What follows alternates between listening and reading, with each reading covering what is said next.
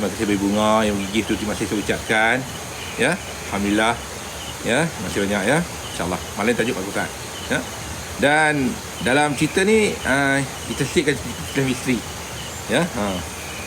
Alhamdulillah. Ni. Saya dah dapat dah. Ini kasturi kijang original. Tulis tu.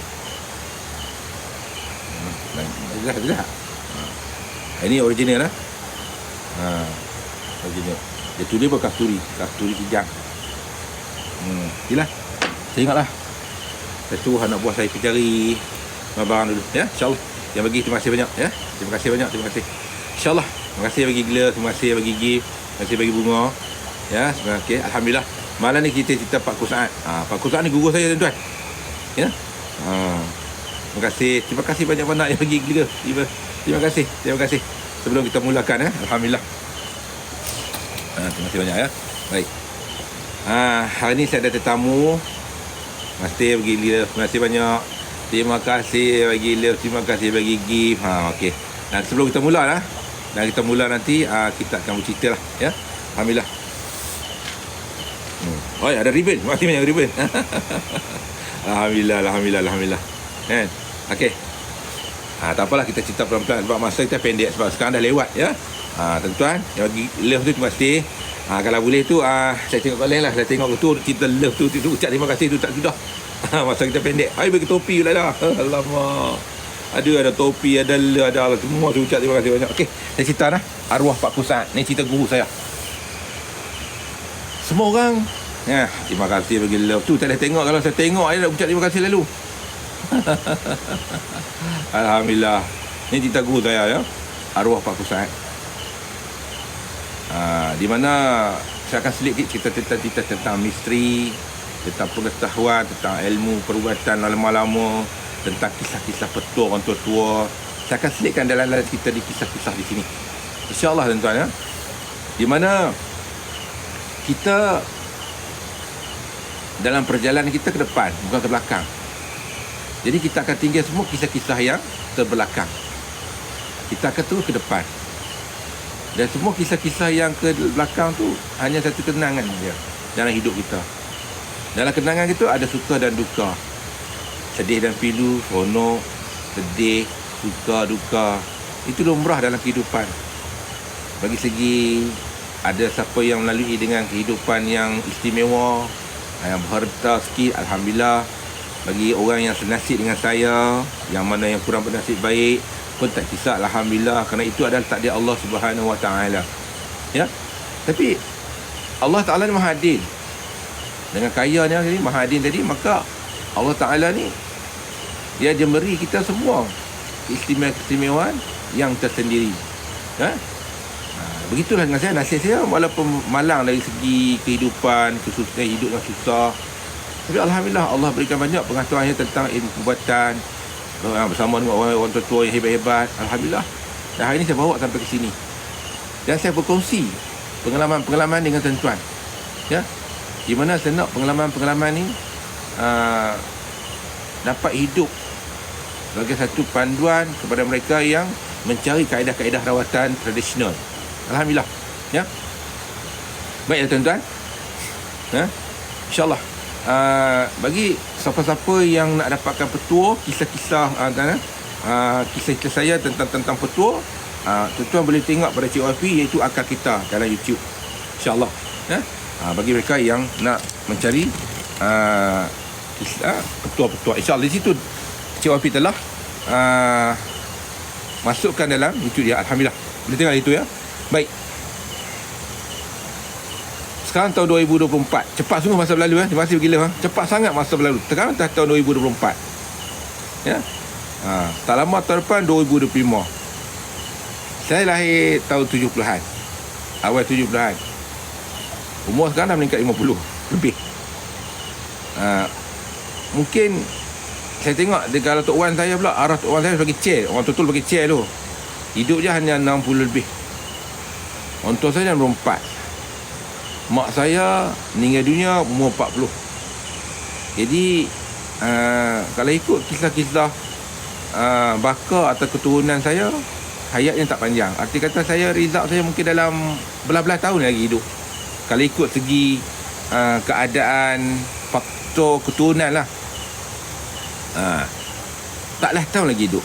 Dan 14 tahun ni lah saya akan manfaatkan, nak sewakan segala petua-petua tuan. Sebelum tempat saya ni saya buka untuk mereka belajar tentang sepenuhnya ya. InsyaAllah saya akan ambil orang ramai sepenuhnya duduk dengan saya, belajar betul-betul tentang ilmu perubatan, belajar betul-betul tentang herba, belajar tentang petua. Ya, jadi saya nak semua orang yang mana orang muda hari ni dapat ambil benda tu sebagai kesinambungan sebagai seorang Melayu. Memang kita orang Melayu pun, InsyaAllah ya. Jadi tuan-tuan, kita tengok hari ni ramai orang isap okok, isap wik, ramai hari ni. Tapi kalau kita tengok zaman orang tua-tua isap curut, betul tuan-tuan, isap curut. Orang tua-tua dulu isap curut. Zaman sekarang isap okok, isap wik. Tapi zaman orang tua-tua isap curut. Siapa ada isap curut lagi tak? Ada siapa isap curut sini? Ada siapa-siapa isap curut tak? Isap curut. Kan dulu orang perempuan, tok wan kita, mak kita dulu isap curut. Sekarang orang tak isap curut, isap wik. Okey masih gila. Jadi kalau kita tengok hari ni tak ada. Baik, kita ambil satu contoh yang mana kita tak ambil atas keburukan, kita ambil atas kebaikan. Keburukan ada, kebaikan ada. Isap curut lah, isap curut bukan sokok masih gila isap curut. Ni kita nak cerita, kita tengok orang tua-tua dulu.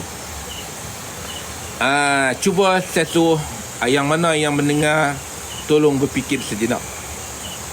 Pernah tak tengok, terfikir di otak kita, orang tua-tua isap curut dulu, isap curut. Lepas tu curut tak apa tuan-tuan. Kalau isap tu okey lah kan. Lepas tu dia ambil curut dia gosok gigi dia dengan semakau kali. Pernah tengok tak? Sebelum saya cerita tadi, saya nak ambil sikit kisah dia. Saya nak bagi tahu kat orang ramai. Pernah kan? Betul kan? Dia ambil curut, gosok kan, semakau kan. Agak-agak untuk apa tu? Sogek. Betul. Dulu kalau cerita dulu pergi Mak Inon, betul tak?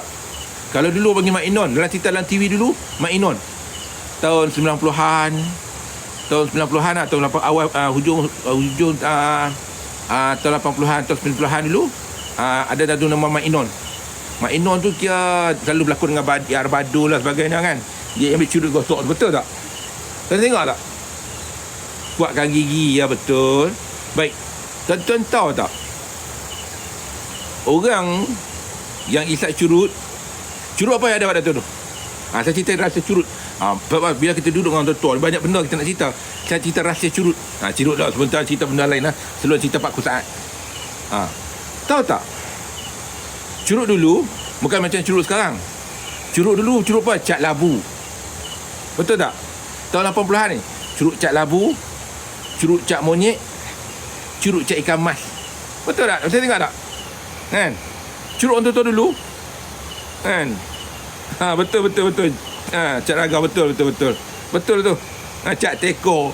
Itu curut dulu. Curut sekarang tak ada lah. Curut yang canggih. Baik. Saya tuan-tuan dengar baik-baik.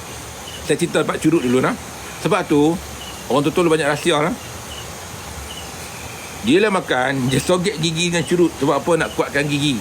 Yang kedua, apa kelebihan dia? Orang yang isap curut, kemudian dia gosok gigi dia tu dengan curut tadi tu, ialah iaitu untuk ubat resedung. Ubat resedung. Tuan-tuan tahu tak, curut ni kalau orang resedung yang kritikal sangat, yang teruk sangat, sampai bernafas bau macam jamban, gatal hidung, gatal mata. Kalau pergi gosok dengan curut tuan-tuan, curut tu kalau gosok, hilang gatal hidung, gatal mata, hilang nafas berbau tadi, curut tadi dulu. Tapi pening lah sikit. Jangan main-main. Tu curut tu. Sogek dengan curut. Siapa pernah buat?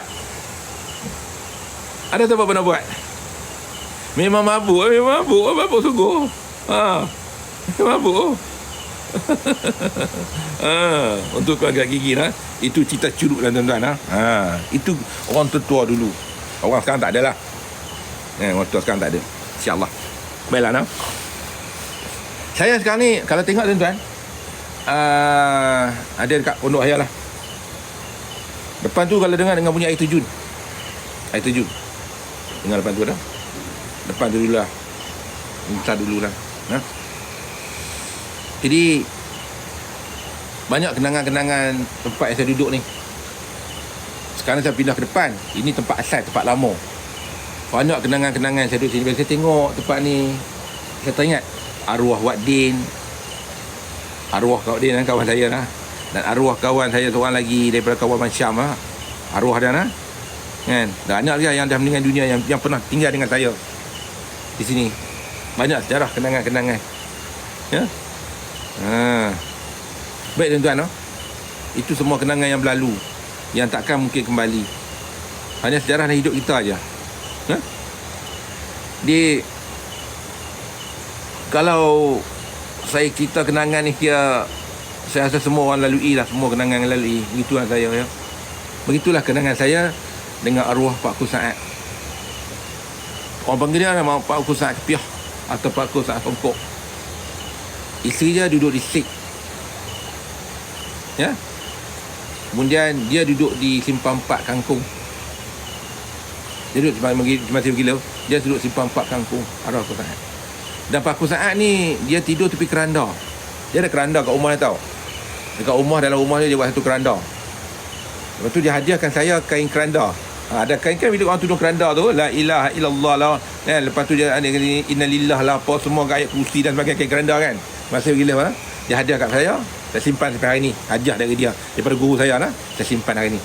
Jadi arwah Pak Ku Saad ni, dia ramai anak murid. Baru ni saya jumpa dengan anak murid dia bernama Radin. Dan satu lagi anak murid dia sepupu saya bernama Asri. Masih gila tu masih ya. Bernama Asri. Asri ni kawan sekolah saya. Saya dengan Asri ni dia tu bapak penakan bekas kubu. Dia tu bapak penakan lah. Dia adik-beradik yang saya lah. Ya? Asli. Umur sama. Kami satu sekolah dulu, di sekolah menengah. Jadi Asri ni dia dengan saya waktu dulu pergi mana pun sekolah masa tingkatan 1 dengan dia lah. Ya? Tapi dia ni budak cerdik lah sikit. Saya budak bodoh. Jadi pindah ke sekolah ke depan sikit, ke belakang sikit. Biasalah orang tak pandai ni memang ke belakang dia. Orang tak pandai. Kan? Jadi lepas kami pisah lama, akhirnya kami jumpa balik. Bila jumpa balik, dia berguru dengan nama Pak Ku Saad, dan saya pergi jumpa Pak Ku Saad, dan saya pun belajar dengan Pak Ku Saad. Alhamdulillah, hebat ilmu-ilmu dia tentang, bukan kata ilmu rasa gila, bukan saja ilmu tentang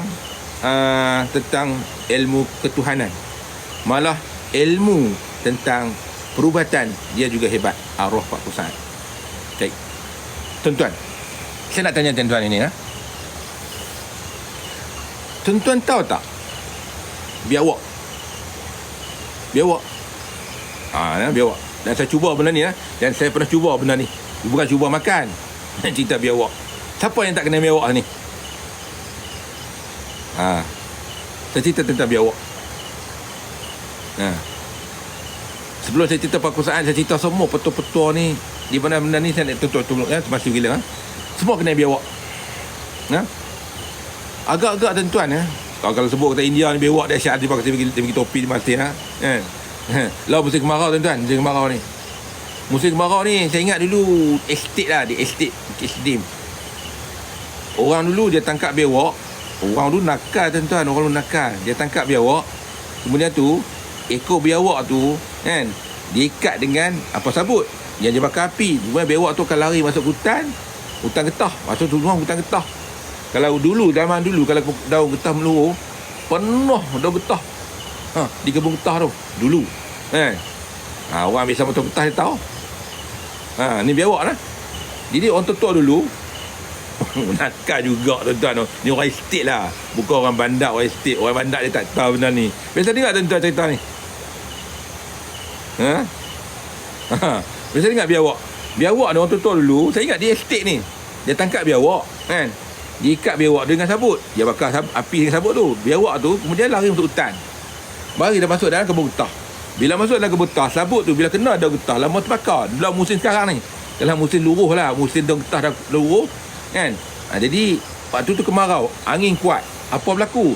Kebun getah tu akan terbakar. Tu estate dulu. Biasa dengar tak tuan-tuan macam ni? Tuan-tuan masih gila. Biasa dengar cerita macam ni. Cerita biawak. Itu cerita ni yang orang dulu pelik tuan-tuan. Kalau saya cerita orang dulu pelik sikit tuan-tuan. Baiklah tuan-tuan. Tak dengar dah. Ya, boleh tuan-tuan boleh dengar cerita dah.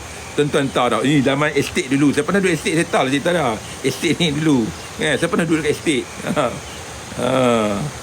Biawak tahu lah. Mana tahu. Mana pandai pasal biawak ni. Mana cakap. Jangan. Ni bukan cerita dongeng lah. Depan rumah saya ada maniam. Dulu di estate. Saya duduk kat estate dulu. Depan rumah tu nama maniam. Ramasami. Anak dia nama maniam. Betul. Memang makan biawak sungguh waktu tu. Saya ingat. Tapi saya tak mau cerita lah. Itu saya tak mau cerita tentang perkauman. Orang India memang makan biawak. Tapi saya cerita siap.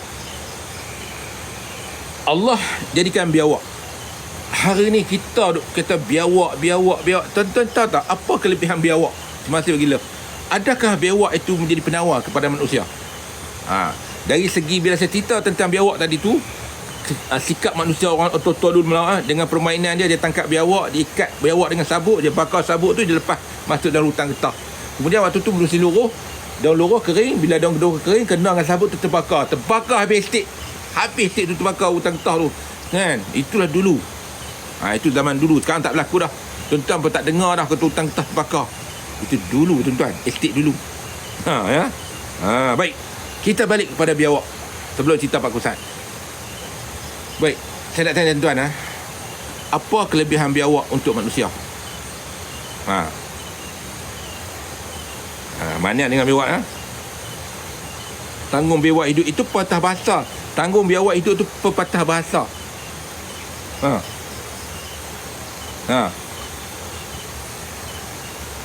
Biawak makan ulang. Bersih bangkai. Sumber makanan maniam. Sumber makanan maniam. Ya betul. Baik tuan-tuan, dengar tuan-tuan. Allah jadikan sesuatu benda tu mesti ada kelebihan. Tuan-tuan, ingat saya tak suruh tuan-tuan buat, tapi saya cerita rahsia biawak untuk perubatan. Bila kita duduk dengan orang ni, saya yang tahu cerita ni sebab saya duduk dengan orang estate dia orang India. Hilang asma. Ini bukan biawak pasir tau, bukan biawak dak tu nah. Bukan biawak dak tu, bukan dog tu nah. Bukan biawak dog tu. Ini biawak betul ni, biawak betul. Biawak ni yang kita nampak ni dalam estate ni. Tak kira biawak air ke, biawak air besar nah. Biawak air tu macam buaya besar, biawak darat ke apa ke, kan? Nak tahu apa kelebihan biawak? Tuan-tuan dengar baik-baik. Kalau selalunya tuan-tuan, biawak ni saya pernah tengok orang India yang ambil biawak, dia masak buat minyak. Tengok orang India pandai tuan-tuan. Sebab saya cerita orang India ni dia ambil biawak, dia masak dia buat minyak. Ingat orang Melayu yang panggil buat minyak, orang India pandai buat minyak. Bukan minyak urut. Saya tanya dia, you bikin apa itu Pak Uncle, itu minyak? Dia kata ini minyak dia masak untuk orang luka. Kata, betul ke? Dia kata ini luka, dia kata nombor satu punya baik. Dan tuan-tuan tengok tuan-tuan, yang kita kata biawak gandum biawak hidup lah apa semua. Sampai kata apa, saya pun ambil lah sikit, bagi sikit. Kebetulan ditakdirkan cerita kan.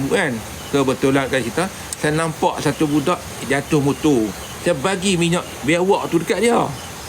Dia sapu minyak biawak tu tuan-tuan. Na'udzubillah, betul kata Uncle India tu, biawak ada ubat luka yang terbaik. Rupa-rupa bila sapu saja ubat luka tu, bila masak tu, bila lemak biawak, daging biawak tu, luka dia cepat sembuh. Tengok tuan-tuan, kita dihina biawak, rupanya biawak tu ada manfaat pula, luka cepat sembuh. Esok pakat cari biawak lah, pakat buat luka. Macam mana ikan haruan? Baik, masih kenapa nak love. Tuan-tuan makan ikan haruan, tuan-tuan basuh ikan haruan tu bersih-bersih, tuan-tuan makan ikan haruan, luka tak sembuh tuan-tuan. Orang salin lepas ambil ikan haruan tu, dengar. Bila tanya soalan tu saya akan jawab. Ikan orang lepas salin, operation apa semua, dia makan ikan haruan, betul tak betul? Jadi ubat tak ubat?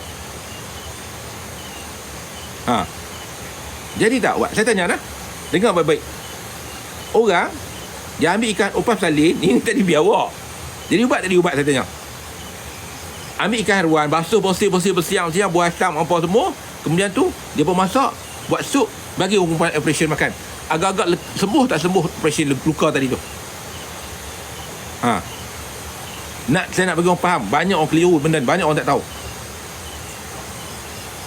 Tak sembuh dan tak jadi. Saudara makan habis ikan haruan satu kolam dia makan ikan haruan pun, kalau dia basuh bersih dia makan, takkan sembuh luka tadi. Ikan haruan takkan menyembuhkan luka.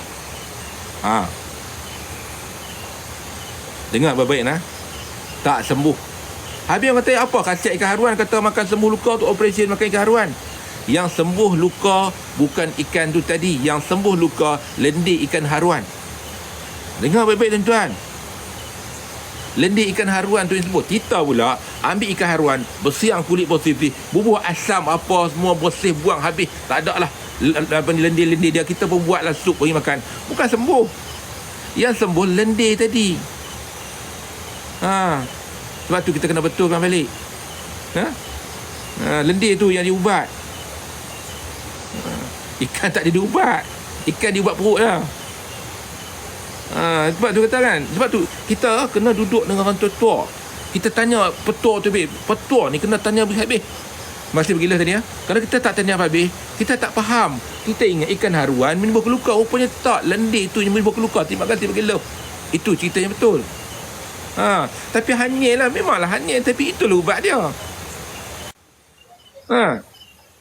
Itulah ubat dia. Boleh kan makan? Boleh kalau tuan-tuan lemak. Tuan-tuan gemak, saya tak lepas makan ikan lendir tu. Boleh basuh tuan-tuan. Basuh selawat elok-elok. Basuh ala kadar saja. Yang penting buang darah. Buang darah bersih-bersih dalam tu. Lendir tu basuh ala kadar saja. Kalau tuan-tuan betul-betul nak buat luka dalaman. Kalau betul-betul nak buat luka dalaman, basuh lendir tadi tu kan, ala kadar saja.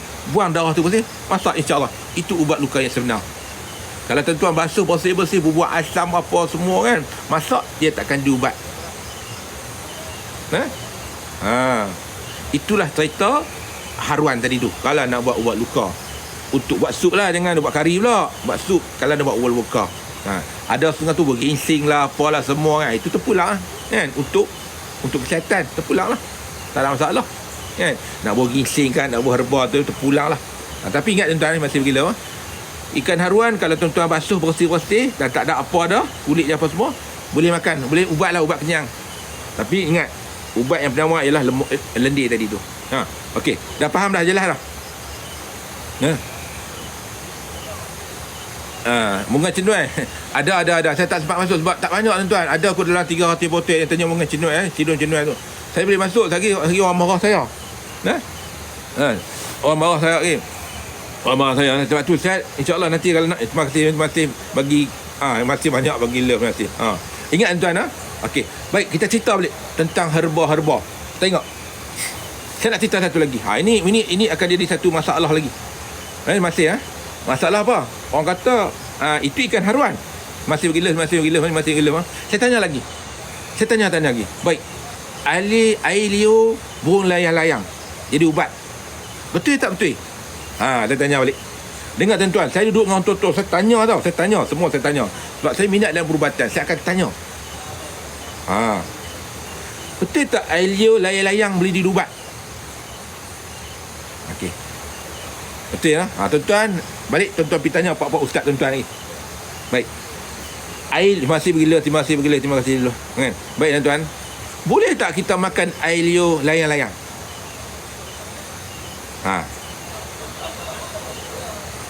Boleh tak kita makan air liur layang-layang?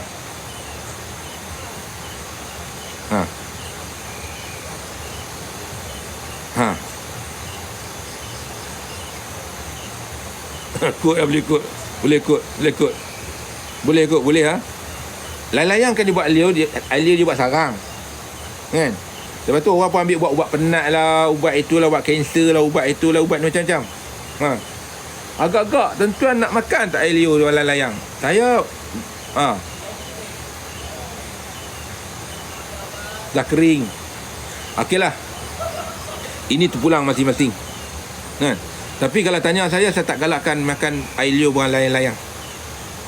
Sebab benda dia bila di mulut, bila dia keluar pada mulut, dalam mulut saya air liur sekarang ni halal, bersih bagi saya lah, untuk diri saya. Tapi bila saya ludah tadi, kemudian saya makan balik, jadi hukumnya haram. Jadi air liur layang-layang. Macam mana tuan-tuan nak hukum?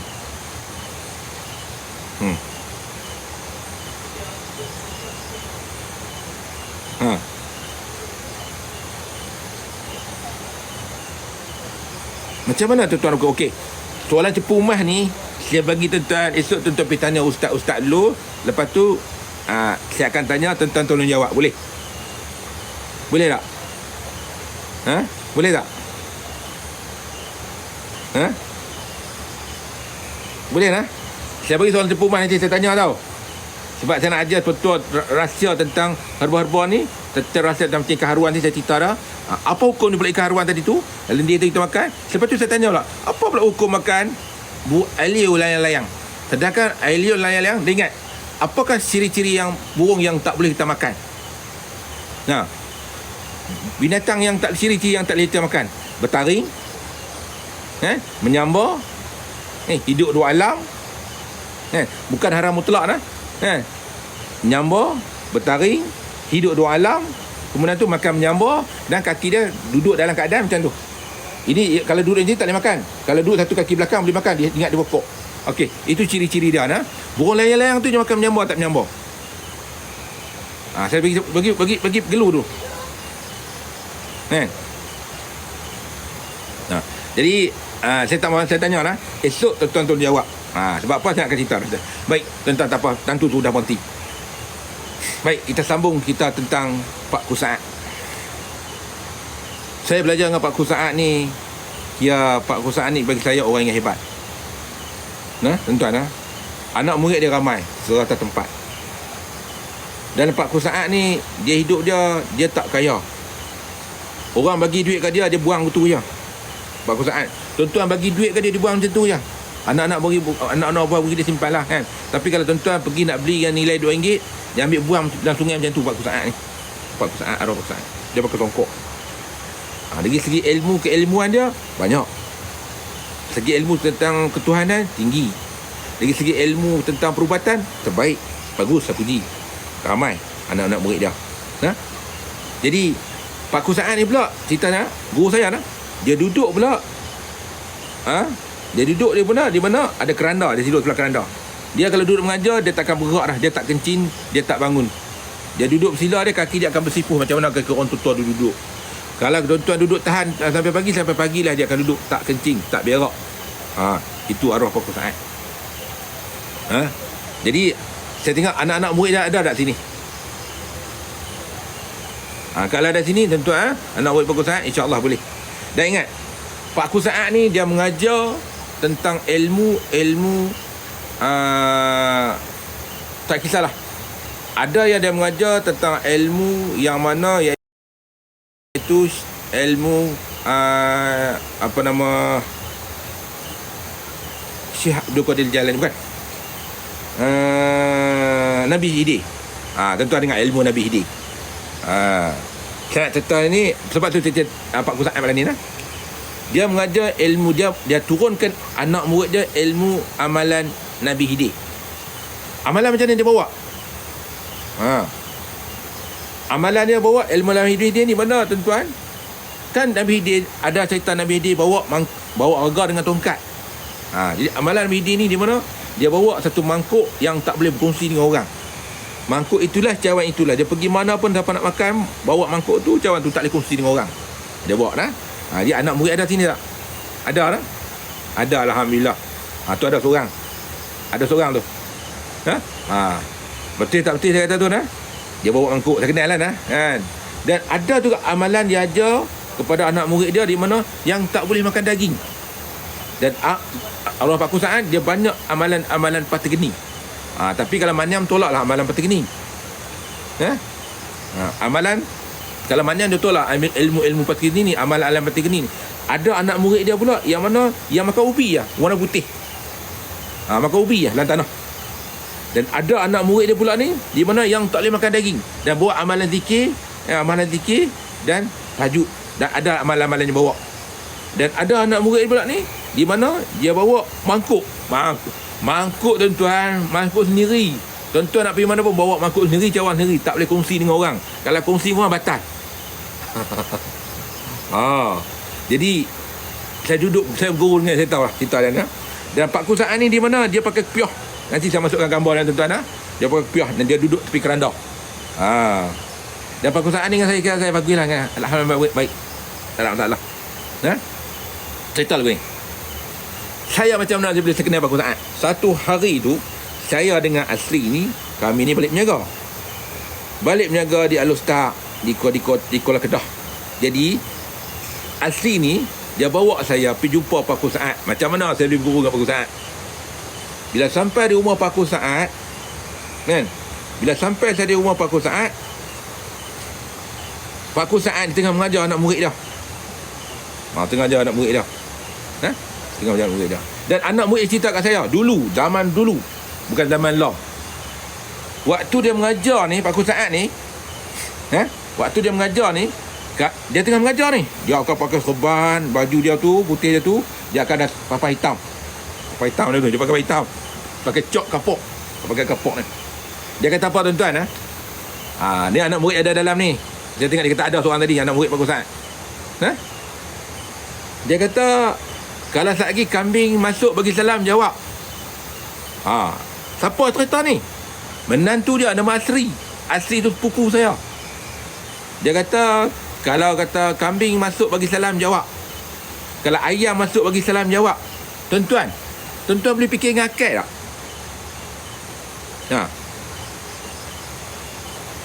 Tuan-tuan boleh fikir dengan akal tak? Dia kata, dia tengah mengajar, lepas tu dia masuk Ustaz. Dia kata, lagi kalau kambing bagi salam, jawab. Lagi ayam bagi salam tu, jawab.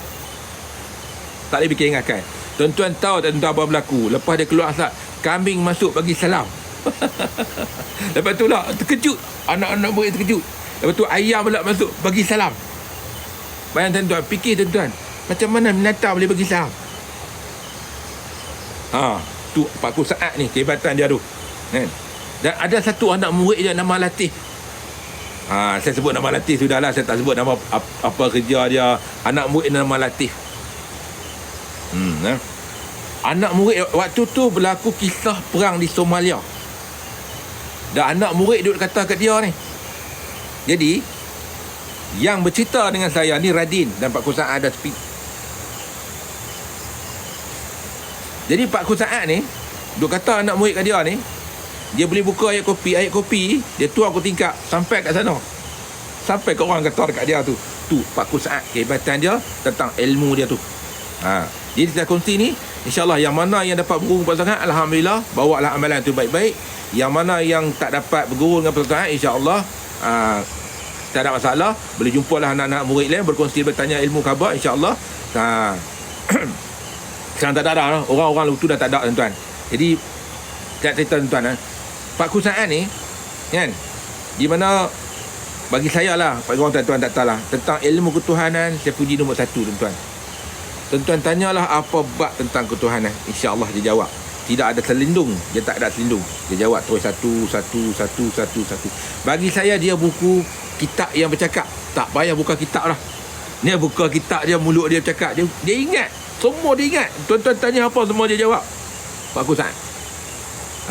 Tapi yang best Pak Kusaan ni, kalau siapa guru ni dia tahu lah. Sekarang ni bila waktu dia ada dulu, kami ni anak-anak murid ni kira bukan kata apa, rindu lah kan.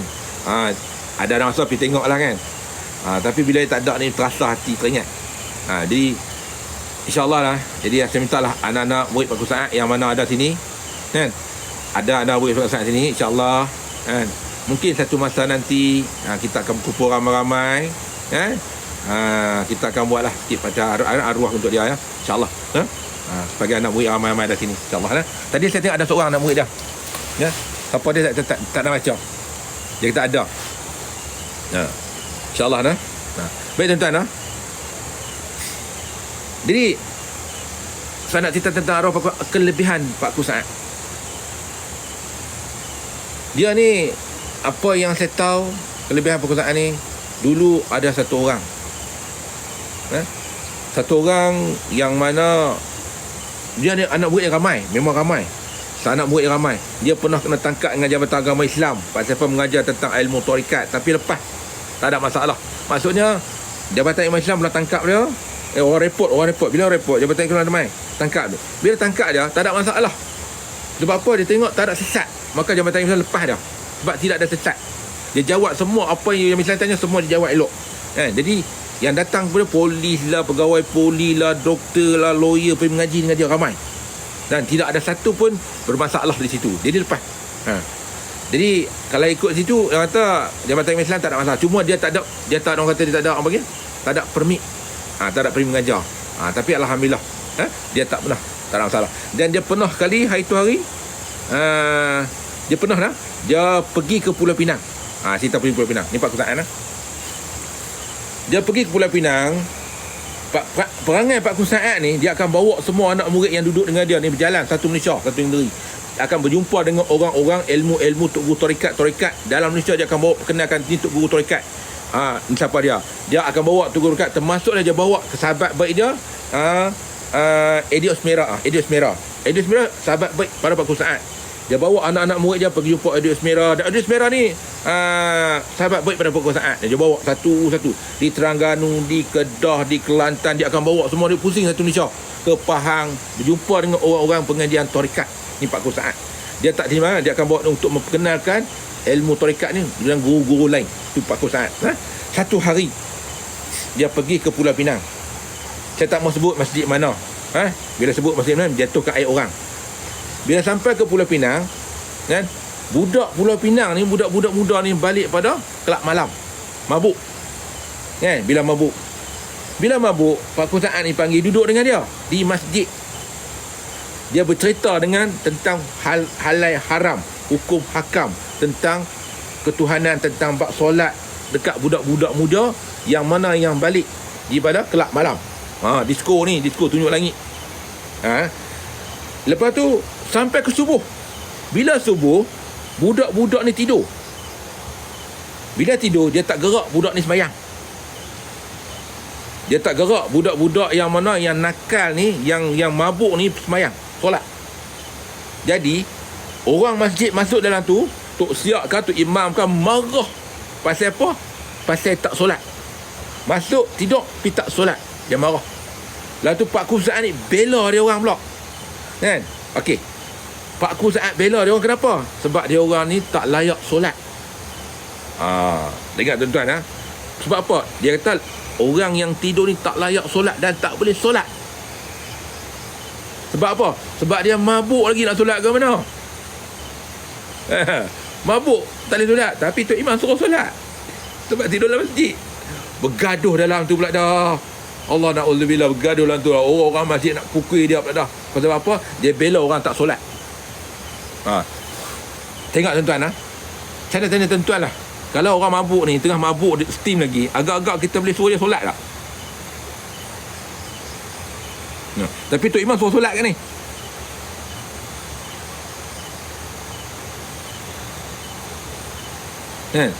Tu Pak Kusaan. Saya pun tak sebut masjid mana di Pulau Pinang.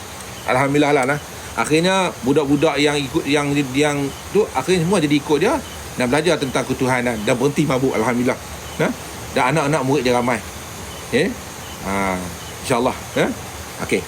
Satu lagi saya nak cerita di sini tuan-tuan, apa yang saya belajar tentang ilmu tentang kisah perubatan. Ini yang saya dapat tentang ilmu ketuhanan. Saya tak mau cerita dah kat tuan-tuan. Tapi tentang itu tentang dia ajar tentang ketuhanan. Tapi saya cerita tentang kelebihan dia, bukan tentang karamah. Saya tak kata dia karamah, tapi kelebihan yang Allah Taala bagi, itulah kelebihan yang Allah Taala bagi pada dia. Baik. Dan di rumah depan tu, di rumah dia tu ada satu telaga. Telaga tu atas bukit. Ni rumah dia, depan tu telaga. Telaga tu atas bukit. Satu hari anak murid nak ambil semayang, dia kata korek telaga tu, ada ayak. Dia korek saja telaga atas darat. Rupanya walaupun atas bukit ada ayak sungguh penak. Hari ni air duk mengalir. Itu kelebihan dia lah. Saya tak cerita tentang karamah, tapi itu kelebihan yang Allah Ta'ala bagi pada dia. Tapi apa yang saya cerita ni ialah petua ilmu yang sampaikan pada saya tentang perubatan yang saya nak ajar pada tuan-tuan pada hari ni. Tu tadi saya cerita tentang kelebihan dia. Saya cerita tentang kelebihan dia. Kan? Jadi hari ni saya nak cerita tentang ilmu yang dia ajar tentang perubatan. Itu yang saya nak sampaikan kepada malam ni. InsyaAllah tuan-tuan. Baik. Ilmu tentang perubatan. Tentang apa? Tentang hantu. Ni tentang misteri lah, orang histeria. Tentang misteri, tentang histeria. Saya belajar kat dia tentang misteri, tentang histeria. Hantu. InsyaAllah tuan-tuan. Hantu. Baik. Bila saya sebut cerita tentang hantu ni, saya rasa ramai orang dengar. Oh, hantu. Misteri. Kisah hantu apa ni? Nak cerita apa ni malam ni? Dia ni cerita hantu. Hari-hari cerita pasal hantu. Macam hari ni lagu tu hari ni. Jadi betul ke ni? Tuan-tuan tak lalui. Saya lalui. Saya kecil besar saya cerita tentang hantu. Pak-pak saya berubat hantu. Apa saya terkenal dengan perubatan misteri. Dia saya boleh cerita lah tuan-tuan. Ya, terima kasih bagi love. Jadi kebetulan ni saya cerita pasal ayat yang mana saya belajar daripada dia tentang hantu, misteri. Baik tuan-tuan. Hantu lah. Saya pernah tanya Pak Kusaat. Waktu tu saya dengan dia ya. Saya sampai rumah tu dengan dia. Dia isap okok gudang garam. Masih banyak gila gigih masih. Masih Dia suka gudang garam. Tapi hari tu saya beli Roseman kat dia. Dia suka isap gudang garam. Tapi masih gila masih banyak dah. Tapi pada hari masih gila gigih semua cak masih. Tapi pada hari tu saya beli gudang garam. Bukan ikat okok Roseman. Roseman kan panjang. Mahal sikit, tak apa. Saya bagi kat dia. Jadi saya tanya dia, Pak Ku, hantu ni macam mana dia kata? Hantu ni. Dia kata apa? Allah dia kata. Kata Pak Ku, Allah hantu dia kata. Hantu ni macam orang. Dia kata hantu ni macam orang. Perangai macam orang. Habis kata macam mana hantu macam orang? Kan? Dia kata hantu ni nak tengok orang, perangai dia perangai dengki dia lagu tu lah perangai hantu. Hantu ni bahasa kita ya. Tapi dia kata bahasa hantu ni sebenarnya jin. Hantu ni dia kata bahasa Melayu, bahasa kita. Tapi hantu ni ialah jin dia kata. Jin ni perangai macam orang. Nikah ke, ada beranak, pinak, buat jahat, buat macam orang panggil jin dia kata. Tu hantu. Cuma lorat orang Melayu kata hantu. Ni Pak Kusaat cerita Oh, dia kata jin. Maksudnya saya cerita jin ni tak kisahlah jin pelesik ke, jin hantu raya ke, jin hantu tanah ke, jin. Cuma kita saja panggil hantu. Lorat dia jin dia kata. Kalau lebih dalam sikit syaitan. Syaitan tu lain dia tau. Syaitan tu bergerak dalam darah. Syaitan tu bergerak dalam darah kita. Dia kata itu syaitan. Tapi hantu ni jin dia kata. Kita saja panggil hantu tanah. Tapi sebenarnya jin tanah. Kita saja panggil hantu raya. Sebenarnya jin raya dia kata.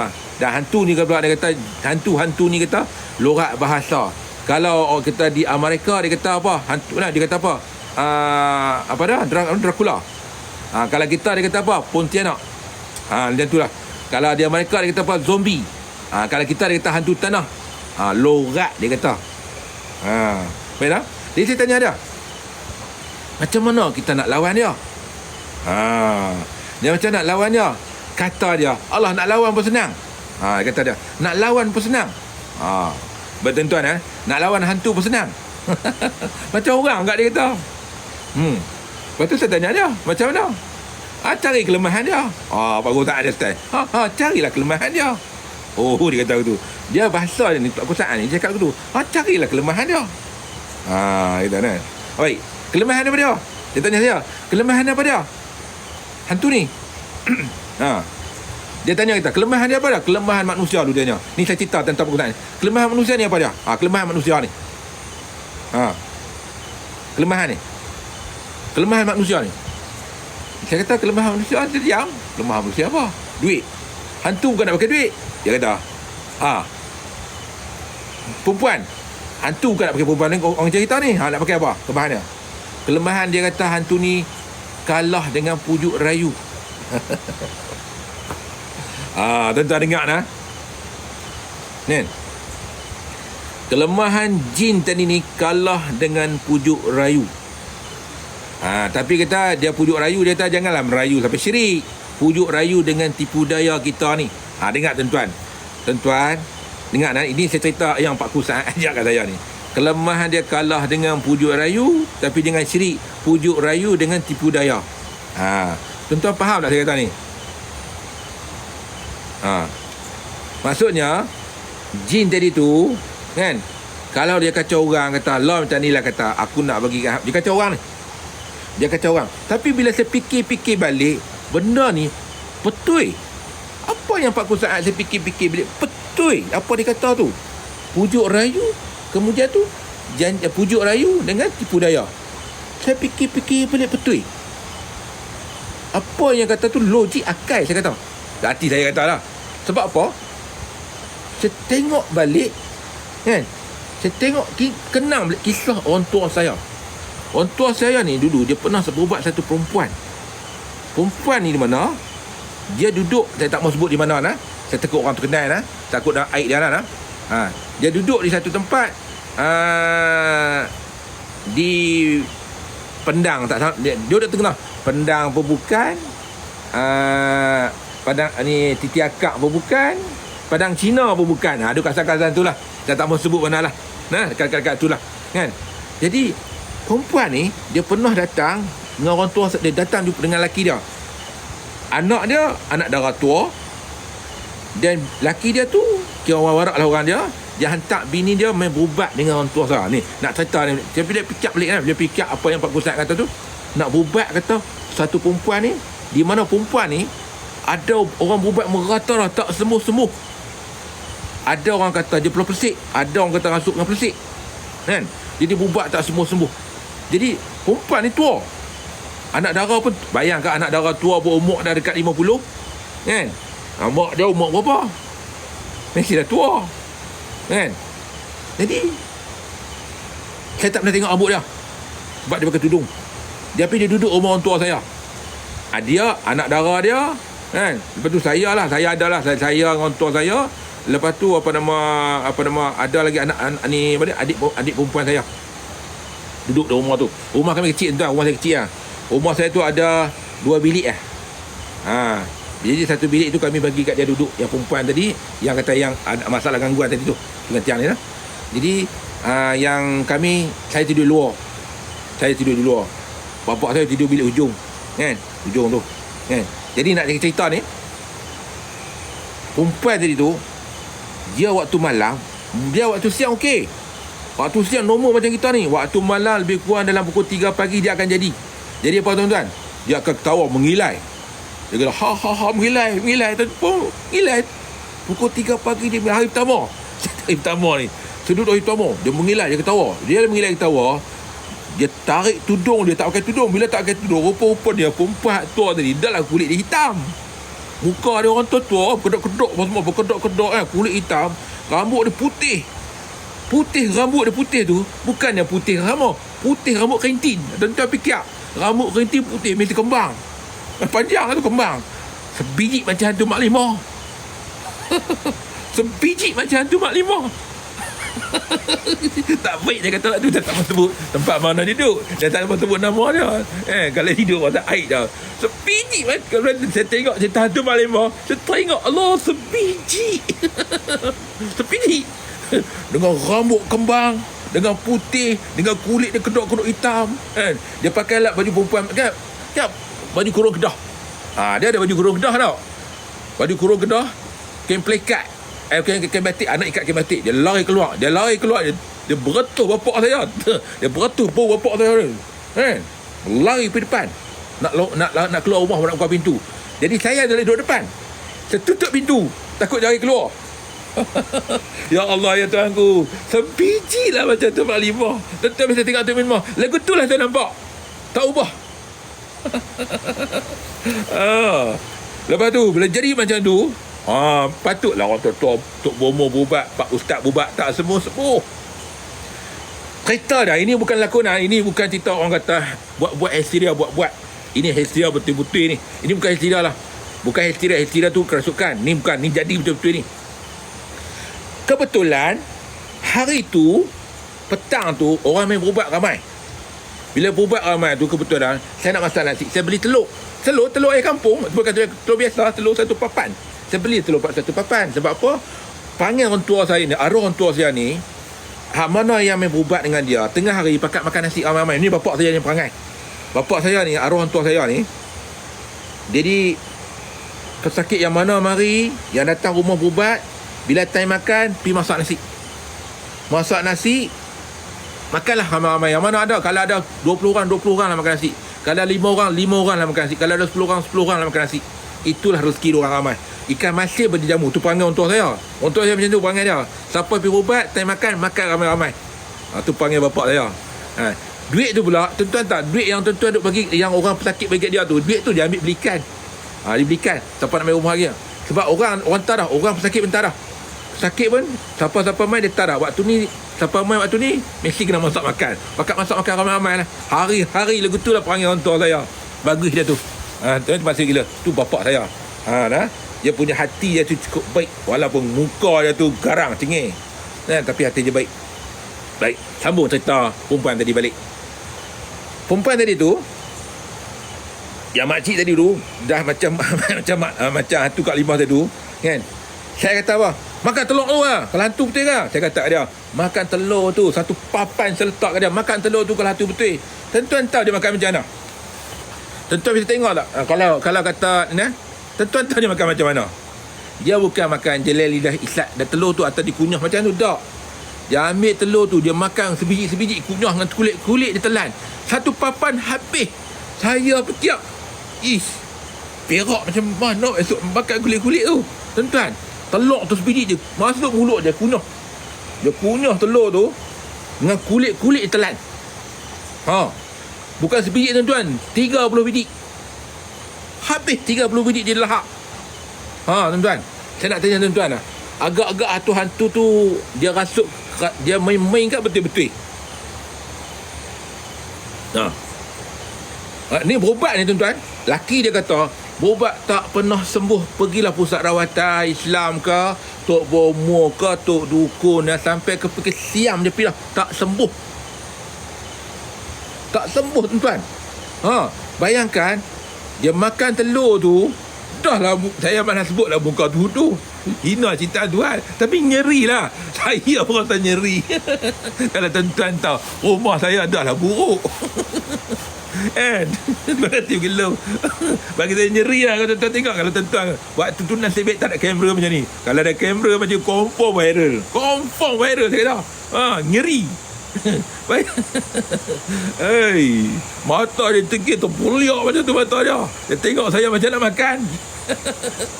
Saya tengok, kalau main aku lawan ni.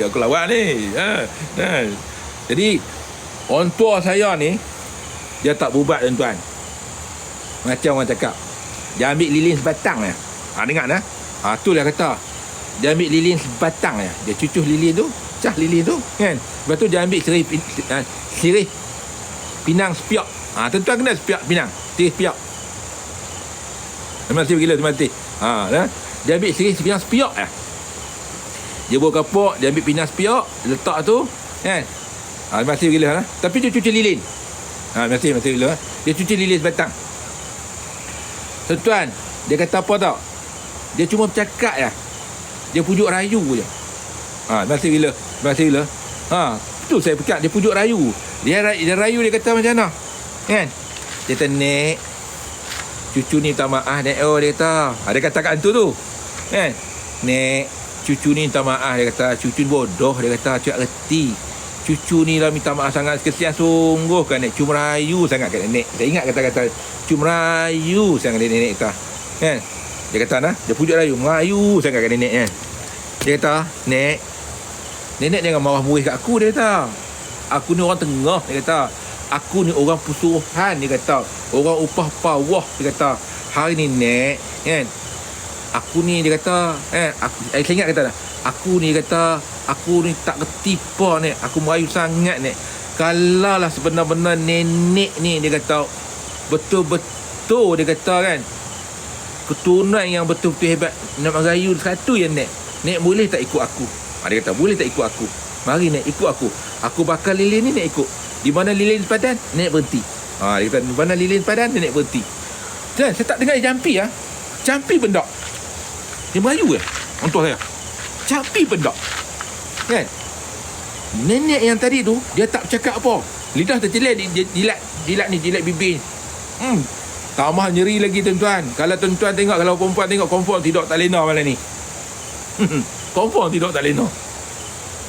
Kan? Ni ada lagi, ada benda-benda yang saya lupa. Dia kata dalam rayuan orang tua saya tu. Saya lupa, saya tak boleh ingat semua sebab cerita ni lama, berlaku terlalu lama, puluhan tahun yang dulu. Itu saya ingat. Ada lagi benda yang sebut, dia bahasa sedap, memang sedap. Pujuk rayu bapak saya memang sedap. Sampailah kata nenek tadi tu kan, dia pun ikut lilin tu. Maksudnya dengan tuan-tuan tak badan dia ikut lilin tu sampailah keluar. Lepas tu dia kata apa? Dia kata apa saya tak tahu. Kan? Lepas tu dia hambus lilin tu, nenek tu jatuh. Nenek tu jatuh. Kan? Lepas tu balik. Lepas tu kami pun ramai-ramai usung masuk. Tapi orang tua saya tak, orang tua saya tak masuk rumah. Dia tak masuk, lama duduk. Dia luar lama. Ni lama duduk luar, kan? Lepas tu baru dia masuk. Bila masuk nenek tu sedar lah. Sedar nenek tu lah. Nenek sedar, jadi bila sedar orang tua saya tak kata apa, orang tua senyum kat dia. Senyum tak kata apa. Baik, terima kasih bila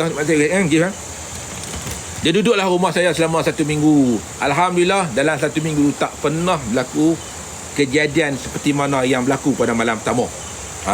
Masih gila tak berlaku dah. Jadi saya tanya orang tua saya, Pak, panggil ayah lah, Pak macam mana? Alah, dia kata tak payah japi, dia kata cukup dengan bodek Melayu, dia kata. Lepas tu tipu dia. Dia kata betul, cukup dengan bodek Melayu, dia bodek lepas tu Melayu, kata lepas tu kita tipu dia. Dia kata macam tu ya. Tuan-tuan tengok tengok satu orang yang mana merawat tak sembuh dengan ruqyah, dengan jampi, dengan doa, dengan sebagainya, tapi kalah dengan pujuk rayu. Jadi saya ingat apa yang 40 saat tu betul. Jadi tuan, kalau sekiranya tuan-tuan hari ni saya kata kalau sekiranya tuan-tuan, kalau tuan-tuan berubat tak lega juga, cuba try buat tengok malam ni. Esok ke lusa ke try buat rayu tengok. Tapi jangan syirik. Maksudnya kita jangan janji nak beri makan, jangan janji apa, pandai tipu daya dia tu. Boleh. Cuba tengok. Tak salah mencuba. Sebab saya cerita atas dasar petua. Saya cerita atas dasar petua. Bukan atas cerita jampi. Bukan atas dasar jampi. Petua. Try buat tuan. Berapa nak buat duit? Benda boleh buat sendiri. Ya Allah Tuhanku, na'udzubillah. Masih gila Pasal apa nak buat duit? Buatlah sendiri. Bayangkan, lega nenek tu. Alhamdulillah. Tahu apa berlaku? Lepas sebulan, laki dia makan kambing. Makan kambing kami. Orang tua dia kata, ini bubat paling senang kali. Apa dia kata bubat paling senang? Itulah bubat paling senang. Padahal dia tu bubat yang paling payah. Orang tak boleh nak bubat dah. Tapi orang tua saya bubat paling senang. Baik, ada satu bubat paling senang. Petua juga tuan-tuan. Sebab tu dia kata petua juga. Berlaku di mana? Ini saya sendiri, saya lain lalui. Ini petua Petua juga. Dengar berlaku di mana? Berlaku di pusat rawatan saya di Jalan Kebun. Tengok. Dia ni, cerita dia, saya orang yang walaupun usia saya macam ni, pengalaman saya daripada bapak saya, daripada Tok Wan saya tengok, dan sahabat bapak saya tengok. Saya kutip pengalaman tu, saya jadikan saya satu pedoman, saya jadikan saya sebagai rujukan, saya bagikan saya kamus dalam perubatan dalam hidup saya. Jadi satu hari di pusat rawatan saya datang sepasang suami isteri. Jadi bini dia ni histeria tak berhenti-henti. Ni demi Allah, demi Rasul, langit yang saya junjung, bumi yang saya pijak, benda ni berlaku. Andai kata berbohong, maka jatuh kalimah tauhid saya. Dengar, bukan cerita dongeng, cerita betul. Isteri dia ni, saya tanya dia berubat berapa tahun dah. Dia kata berubat dah 9 tahun. Histeria tak pernah sembuh. Tuan-tuan tak payah ruqyah, pegang sikit kepala dah mesti dia kata jadi histeria. Jadi lupa diri. Masih gila masih Jadi lupa diri. Jadi masih bergila masih. Jadi jemai jumpa saya. Saya tak ada nak jampi, tak ada nak ruqyah, tak ada nak doa, tak ada nak kata apa, baru pegang kepala terus dia menggelepar, dia macam orang histeria, macam harimau. Masih bergila mati terus jadi harimau. Tuan-tuan, satu kebolehan saya dan kelebihannya Allah Ta'ala bagi saya, ijab saya terbuka. Itu je. Sebab tu sebab tu kalau orang main lepas saya tak pernah miss Terus tipu saya tentang histeria ni. Saya nampak satu-satu. Masih saya nampak satu kelebihan saya tuan-tuan. Yang mana amalan-amalan saya buat, ijab saya terbuka. Tak pernah saya miss siapa yang histeria, siapa yang menipu. Begitulah dengan perempuan tadi. Sepasang suami isteri. Dia jadi hysteria. Padahal saya tahu, bila saya nampak bukan, tipu. Maksudnya, selama bertahun-tahun selama ni jadi hysteria, laki dia berubat habis duit beribu-ribu. Rupanya menipu. Saya tak nampak hantu sekor pun yang dalam badan dia. Okey tuan-tuan, macam mana tuan-tuan nak berubat? 9 tahun dah ni. Saya tanya macam mana nak berubat? Kalau tanya tuan-tuan lah. Kalau ada perawat tu cerita tak? Bahasa gila. Nah, saya petua ni. Ni pengalaman saya. Macam mana nak buat?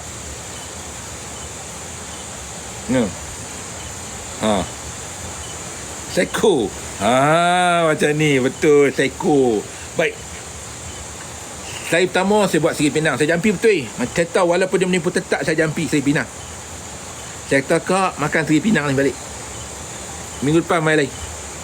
Minggu depan dia main pula. Minggu depan lah saya jampi air tawar lah. Kata kak balik. Kan? Main lagi. Minggu depan lagi. Walaupun saya menipu, dia menipu. Episod saya jampi ni. Saya jampi. Saya kembali garam. Kak balik mandi dengan garam kak. Kan?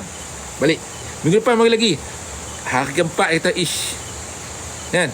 Dia takdirkan hari keempat saya fikir macam mana aku nak selesai masalah ni. Sedang aku tahu dia ni menipu, dia bukan gangguan. Sampai bila takkan sembuh? Sampai bila lelaki nak kena bodoh? Saya fikir tengok dapat ilham tu, Allah Taala bagi ilham kat saya. Ditakdirkan satu perempuan, bukan janda, bukan dara, saya tak kenal. Saya tak tahu dia anak dara, saya tak tahu dia janda, saya tak tahu dia bini orang. Tapi saya kata kak, umur dia lebih kurang dalam 30-an. Padahal saya berumur dah, tapi saya panggil dia kakak. Masih gila. Saya kata kak, boleh tak saya minta tolong? Seorang pesakit nak jumpa minta ubat saya minta tolong. Kak, boleh tak saya minta tolong? Lagi saya kata ada saya tunjuk kat tingkat kak nampak orang tu. Tu laki bini saya tunjuk. Saya cerita lah. Bini dia tak sakit. Bini dia buat gila, buat hysteria. Dan bini dia ni pula ni dah berubat dah bertahun-tahun tak sembuh. Jadi saya kesian saya nak tolong laki dia. Laki dia dah tua dah, umur lebih kurang dalam 60-an dah. Masih gila masih dah. Jadi saya nak tolong laki dia. Kak boleh tak? Bila saya tanya depan laki kak, dia boleh tak kak mengaku kata kak nak kahwin dengan laki dia? Ingat tuan-tuan boleh tak kak mengaku? Ingat saya dah berjumpa dengan kalimah tauhid kalau bohong berdosa Saya kata, boleh kak mengaku kata nak kahwin dengan laki dia? Sanggup terima dia laki dia sebagai suami? Perempuan tadi tu yang pertama kali jumpa saya, dia kata apa? Boleh kalau ustaz suruh saya buat. Dia kata saya, boleh. Terima kasih kalau yang mendengar tu, saya ucap terima kasih lah. Yang maksudnya yang tuan tubuh yang dengar yang cakap ni, perempuan tu yang dengar ni, kakak yang cakap dengar ni, saya ucap terima kasih lah. Baik, saya boleh, saya kata alhamdulillah saya sejuk. Lepas tu saya panggil anak buah saya, panggil dia masuk. Masuklah laki bini tadi tu. Bila masuk laki bini tadi tu, saya pegang kepala macam biasa, mesti hysteria lah. Mengelepah kan? Mengelepah hysteria lah. Waktu dia hysteria tu saya kata apa? Tuan-tuan dengar lah. Saya kata, kak, abang, isteri abang ni takkan sembuh sampai bila-bila. Saya kata lah. Tapi sebelum dia masuk, saya panggil lelaki dia masuk dulu. Saya perkenalkan lelaki dia pada perempuan tadi. Kata yang ni, kakak ni akan kata sanggup berterima kak sebagai abang sebagai suami dia. Abang pun sanggup nak nikah dengan kak. Kata yang kita berlakon ni, kata lah. Saya pakat dengan lelaki dia lah. Keluarlah lelaki dia. Lepas tu saya panggil masuk dengan bini dia. Saya kata apa lah? Abang, isteri abang ni takkan sembuh sampai bila-bila dia akan sakit bang. Jadi saya kesian tengok abang. Sampai bila abang nak hidup menderita macam ni dengan perangai bini abang sakit, tak berhenti-berhenti kena hysteria. Abang tak fikir kena hidup bahagia macam orang lain? Bang, depan saya ni janda bang. Tengok tuan-tuan lah. Ini bukan cerita dongeng lah. Saya kata bang, depan saya ni janda. Saya bagi cakap kuat tau, bagi bini dia dengar dengan hysteria tu. Saya bagi bini dengan hysteria dengar. Abang, depan abang ni janda bang. Abang nak tak kalau sakramen janda ni kat dia? Saya tanya, kak nak tak kahwin dengan abang? Janda bercakap kuat, nak. Kalau ustaz suruh saya kahwin dengan abang ni.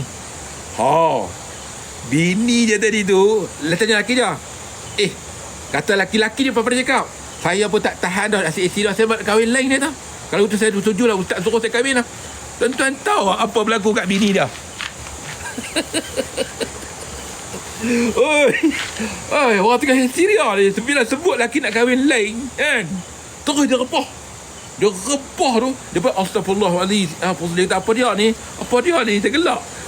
Padahal saya tadi bohong kan. Dia repah, astagfirullahaladzim, apa dia ni, pasal apa dia ni. Macam biasa kan. Lepas tu tengok lelaki dia Tengok lelaki tak apa. Sekali dia tengok perempuan tu macam nak makan tu. Dia macam nak makan perempuan tu. Wah. Lepas tu tak apalah, abang balik dulu. Minggu depan abang main lain. Tuan-tuan tahu tak apa yang berlaku minggu depan dia main? Isteri dia tak ada histeria dah. Isteri dia dah tak sakit dah. Sampai 2 bulan main lagi. Dia bawa isteri dia, alhamdulillah, dia kata isteri dia dah sembuh dah. Tengok tuan-tuan. Lega. Sebut kata lelaki nak kahwin lega. Nampak tak pembohongan yang bini dia buat tu? Sembuh. Tu dia tuan-tuan. Perangai jin ni macam manusia. Dan perangai manusia ni macam jin. Jadi dia kena pandai tipu rayu dengan tipu daya dengan pujuk rayu. Terima kasih gila bang. Jadi tuan-tuan nak berubat, tuan-tuan mesti arif dalam hal ni. Kalau tuan-tuan tak arif dalam hal ni, jangan diperawat lagi. Maksudnya, pertama, pengalaman penting. Yang kedua, jangan percaya dengan jin, jangan percaya dengan manusia yang sakit. Kadang-kadang manusia yang sakit juga ada menipu. Terima kasih bagi love. Masih bagi topi. Ingat tuan-tuan. Sembuh tuan-tuan sampai hari ni, alhamdulillah. Sembuh. Terima kasih bagi love, terima kasih. Tengok tuan-tuan. Jadi saya belajar ni. Saya belajar dari ni daripada Pak Pusat saya cakap tu. Saya ambil tiba saya tengok. Terima kasih bila. Saya ambil kisah-kisah yang berlaku waktu dulu. Waktu mana yang berlaku kisah dengan orang tua saya. Saya ambil pengajaran pengalaman iktibar tu, saya jadikan dia satu panduan untuk saya merawat orang ramai. Alhamdulillah. Saya dapat bantu ramai orang dengan pengalaman-pengalaman saya. Alhamdulillah masih. Dan satu lagi sana, jin, iblis, syaitan tak takut langsung dengan doa yang tuan-tuan baca. Jin, iblis, syaitan lebih arif lagi tentang ruqyah-ruqyah yang tuan-tuan baca. Ingat, jin, iblis, syaitan takut pada orang yang membaca ruqyah kerana hubungan orang yang membaca ruqyah itu rapat dengan Allah. Ingat tuan-tuan iblis, jin, syaitan, dia tak takut dengan apa ruqyah yang kita baca, tapi dia takut orang yang baca. Kenapa? Hubungan kita dengan Allah, kita baca bismillah saja, doa dah berkat. Itu yang dia takut. Jadi kita ambil lah pengalaman, pengajaran, iktibar. Kita kena parti betul-betul. Kalau kita betul nak merawat orang, pertama sekali kita kena tengok, adakah dia betul-betul kerasukan, adakah betul-betul dia sakit betul-betul. Kalau tak sakit betul-betul, guna akal. Macam mana nak selesaikan masalah. Perawat di mana dia seorang tugas menyelesaikan masalah orang. Tugas perawat menyelesaikan masalah orang. Bukan suka-suka hati nak jampi ruqyah balik tak. Fikir macam mana nak selesai masalah orang. Itu perawat. Itu tugas perawat. Kalau tuan-tuan main-main dia jampi ruqyah apa semua, itu bukan lagi perawat. Perawat dia kena fikir macam mana nak selesai masalah orang. Dengar saya kata tugas perawat menyelesaikan masalah orang. Bukan fikir nak jampi, nak ruqyah, nak berdoa. Bukan. Fikir macam mana nak selesai. Ada kita baca-baca doa. Ada yang kita kena cari harba. Ada yang kita kena gunakan hakai. Itulah tugas perawat. Dan tugas perawat ni, orang akan mengadu semua masalah dia. Masalah rumah tangga, masalah anak, masalah suami, masalah perniagaan. Orang akan merayu cerita kat kita semua. Jadi kita nak selesaikan tu, kita kena arif. Kalau kita bukan bidang dia, bukan arif macam tu, macam mana kita nak selesai? Macam mana kita nak selesai masalah orang? Saya tuan-tuan, demi Allah, saya kata, saya dulu waktu saya merawat, sebab apa saya tak mau merawat sangat lah ni? Saya tengok saya akan bantu anak buah saya buat macam ni. Sebab dulu waktu saya merawat, saya tak sempat berjumpa anak saya tak sempat nak sembang dengan bini saya tak sempat nak bermain dengan anak-anak saya. Sebab apa? Otak saya sentiasa fikirkan masalah orang. Saya bawa masalah sakit sampai ke rumah, sampai ke tidur, kemudian esok saya pergi merawat sampai badan saya kurus, hanya memikirkan masalah orang. Itu dulu saya. Sebab tu sampai hari ni saya jadi tension sangat. Sebab apa? Itulah tugas saya. Tapi alhamdulillah lah, hari ni insya-Allah alhamdulillah saya boleh tolong, saya selesai. Itulah saya kata tuan. Ingat tuan, kalau ni perawat, kalau setakat nak jampi, nak ruqyah, itu bukan perawat, itu penghafal. Tuan boleh hafal lah, bacalah doa apa pun, itu penghafal, bukan perawat. Perawat apa dia? Perawat menyelesaikan masalah orang. Siapa duk ruqyah panjang-panjang, itu penghafal, bukan perawat. Perawat mesti faham. Perawat, ini cerita pengalaman saya tanya Pak Kusat, apa perawat ni, tugas perawat? Dia kata perawat mesti selami hati orang. Kata dengan Pak Kusat, perawat dia kena selam hati orang, baru kita tahu lubuk hati dia, masalah dia. Terima kasih gila. Perawat Dia kena selam masuk hati orang. Maksudnya kita kena duduk dalam perasaan dia, kita nak tahu apa perasaan dia awak terganggu macam. Kita merasai apa dia rasa. Baru kita boleh merawat. Kan? Kalau mental ke sakit apa pun kita rasa. Itulah perawat. Bukan senang tuan-tuan. Hari ni lah tuan-tuan, saya tengok perawat bagaikan cendawan. Saya tak orang kata apa, macam cendawan. Tapi kita nak perawat yang berkualiti. Sebab tu anak-anak buah saya, ada yang saya tak setuju, ada yang saya setuju. Tak setuju saya tak layan lah. Sebab apa? Masih gila. Sebab saya nak anak buah saya merawat dengan kualiti. Tak kualiti saya meluat, saya marah. Ingat, kalau setakat dah ambil duit, berhentilah jadi perawat. Itu kan perawat, itu pengambil duit. Susah je perawat. Ingat senang tuan-tuan. Ingat senang je perawat. Susah, memang susah. Itulah pengalaman yang saya belajar dengan arwah Pak Aku Saad. Jin, pertama kali jin syaitan perangai macam manusia. Kena pandai pujuk rayu, kena pandai tipu daya. Kita pandai pujuk rayu, pandai tipu daya, legalah kawan tu. Tak payah biampi teruk, tak payah buang tenaga. Ingat tuan-tuan, bukan setakat kalau kita kenal dia, keturunan dia, itu alhamdulillah, itu bonus. Kalau kita pandai apa semua hubungan kita Allah Taala, itu rahmat. Itu orang panggil. Kalau kita pandai tipu daya, tu okey. Kalau kita kenal keturunan dia, kita kenal bangsa dia, apalah semua, itu bonus untuk kita perawat. Tapi kalau kita doa, kita berkat, itu berkat pada Allah, yang Allah Taala anugerahkan, keberkatan yang Allah bagikan pada kita. Kalau tiga-tiga perkara yang kita bawa, alhamdulillah, itulah perawat yang terbaik bagi saya. Itulah perawat terbaik. Kalau perawat saja cerita lagu ni, cerita lagu tu, bercakap dengan hantu lagu ni, dia bercakap dengan hantu tu, gelak dengan saya ya. Saya dah lebih dah tu nanti tengok. Sebab tu saya tak pernah bercakap dengan hantu. Dan ingat tuan-tuan, hantu suka berbohong. Kita nak bercakap dengan dia buat apa? Dia berbohong. Hantu suka bohong. Bohong itulah, bohong ni. Dia cakap dengan dia buat apa? Dia berbohong. Cakap dengan hantu. Sebab tu saya tak pernah cakap dengan hantu. Saya pandai pujuk ya. Pujuk hantu saya pandai. Hantu pujuk saya pandai. Kan? Berbohong, cakap saya tak mahu. Saya tahu berbohong. Cakap 10, 11 dia bohong. Lepas tu lah kita kata, aku Islamkan kamu. Aku bawa kamu pergi ke Mekah. Aku bawa kamu Islam kamu. Mengucap, hey, Nabi Muhammad SAW pun tak dapat Islamkan jin-jin kafir. Berapa banyak jin yang Islamkan. Ramai lagi. Dan beramai, kita tiba-tiba, kita yang bodoh, yang hina, yang dina ni, boleh Islamkan jin dengan mudah. Dengan sekali jumpa, dengan sekali cerita. Aduh, gelak saya lah. Betul, saya ketawa betul lah. Buat saya rasa lucu. Tuan fikirlah dengan akal. Fikirlah dengan akal. Seseorang fikir je. Fikirlah dengan akal. Kita baru jumpa jin hari ni, terus Islam kat dia. Bismillahirrahmanirrahim. Tak ada ayah bayar. Ya Allah Tuhanku. Saya letih dengar. Saya letih. Saya betul-betul saya rasa, ya Allah Tuhanku, macam ni ke? Kalau bapak aku dulu confirm kena nampak. Bapak saya tak pernah Islam ke cik kok pun. Dia tahu jin banyak berbohong. Dan kita tak tahu apa yang dia buat.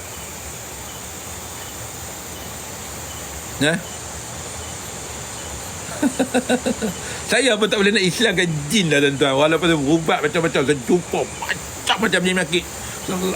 Saya lawan macam-macam jin. Saya tak boleh Islamkan jin. Tiba-tiba ada lebih hebat daripada boleh Islamkan jin. Saya ambil spring saya ambil spring. Okey. Ni, saya tunjuk lagi Yang saya ni kasur kijang original. Saya dapat botol. Ni ada dia tulis kan, nampak kan? Kasturi kijang.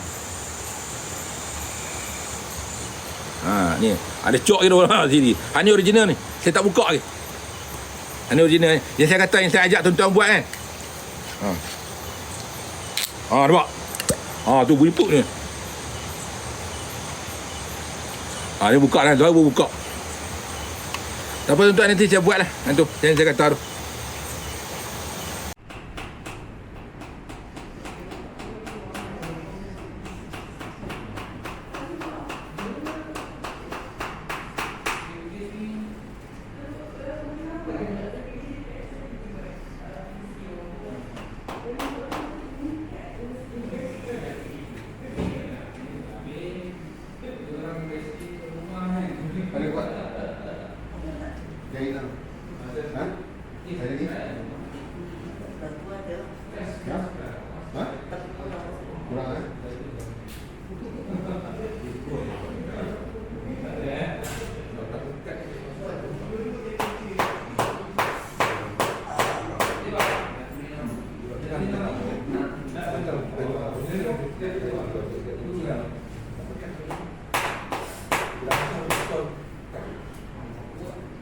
Mana awet?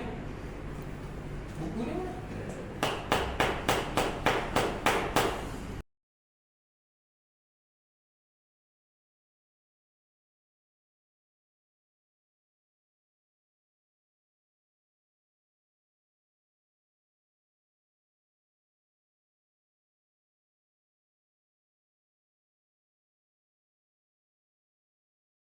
لا إله إلا الله لا إله إلا الله لا إله إلا الله ما لنا رب سواك لا إله إلا الله لا إله إلا الله لا إله إلا الله ما لنا رب سواك